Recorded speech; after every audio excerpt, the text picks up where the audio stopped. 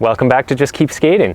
First, I do want to acknowledge that the idea of this video to say somebody like 13-year-old me would have been totally stupid. I mean, I don't think I ever thought about when to change a board. I never had an extra board sitting around.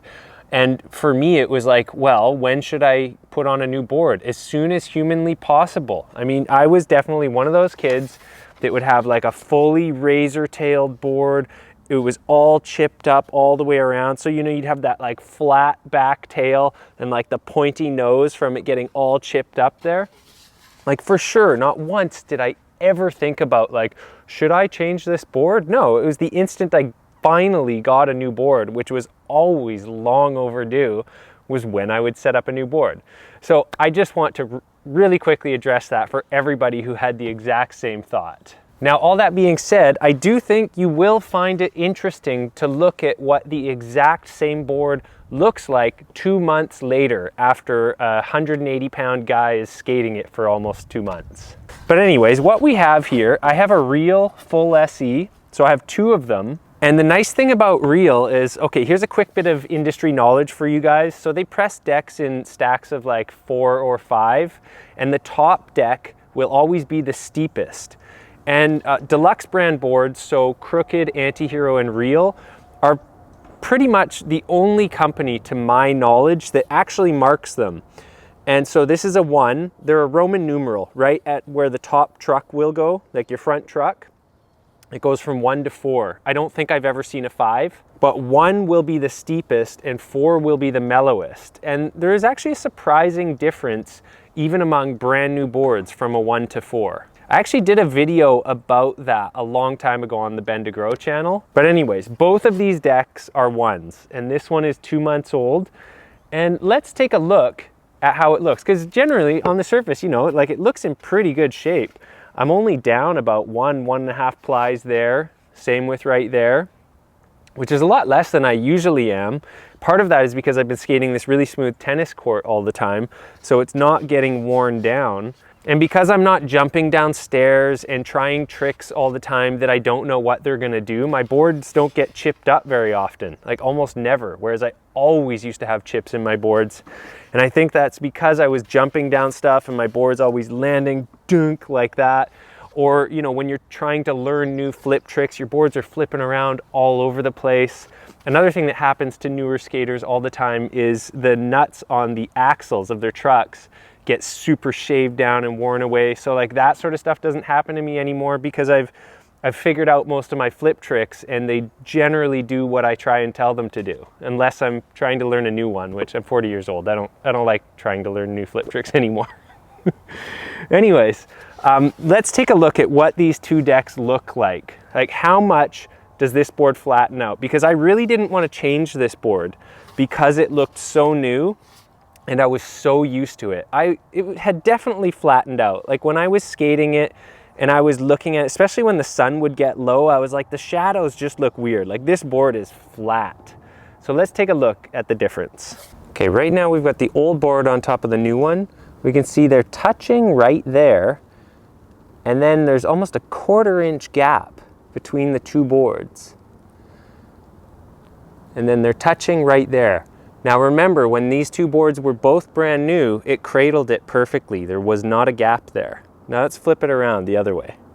Okay, now let's take a look at it like this. We got about a 1/4 inch right there. So this tail has mellowed out a 1/4 inch. It's touching right here. The shadow is a little bit deceptive, but it is actually touching. And then again, we have a 1/4 inch right here. So that's how much your board sogs out over a couple months. Now, even though I've been skating for almost 30 years, I've never actually compared 2 of the exact same board like that after riding it for that long. So this totally explains why, even though this board actually looks like in such good shape, and it would be in good shape for a lot of people still, but it explains why a lot of my tricks just weren't working so easy. So for me personally, something like a 360 flip is gonna be way harder because that tail is so much further down that the board doesn't get up as high before I snap it.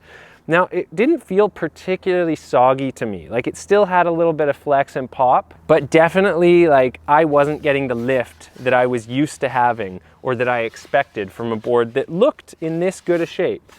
So I did actually set up, I had 3 of these boards. Very fortunate these days. Teenager me would have been mind blown to know that I actually have so many products sitting on the shelf waiting to skate. It's a dream come true. But anyways, not to be all braggy or dumb, like my point is, when I set up this exact same deck again on the exact same trucks and wheels, I was amazed at how steep it all of a sudden felt. And then I was also reminded by how steep this board felt when it was brand new. Like, I had totally forgotten and just thought it was a mellow board. Anyways, totally turning into my other channel here.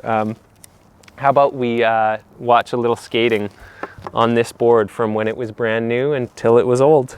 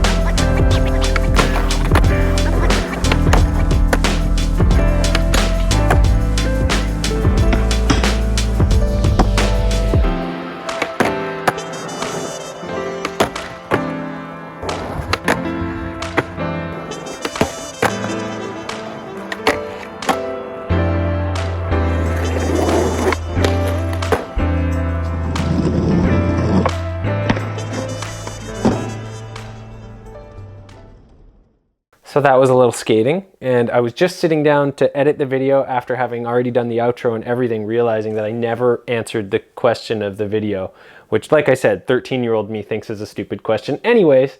But when should you change a board? So I'll start with when I would change a board. So even though this board looked so new, it was affecting my skating. Like, my tricks weren't popping as high. I had them pretty consistent because I was so used to the board, like a worn-in glove, but I wasn't able to do my tricks quite properly, as in like more popped and crispy. So when that starts to happen, I know it's time for me to change a board. And 2 months is like a good long time for me to ride a deck. The only reason that it lasted that long, if I didn't mention it already, is again because I've mostly been skating the tennis court, which isn't wearing down the nose and tail. So without the obvious signs of razor tail or chips from skating like rough spots, I just didn't actually realize that the board was getting as old as it was. But like we saw in those comparisons, it was so much flatter that is seriously going to affect my timing, and a lot less crispy too. So a nice crispy, steeper board is definitely going to give you that pop you're looking for. So that's why I set up a new one.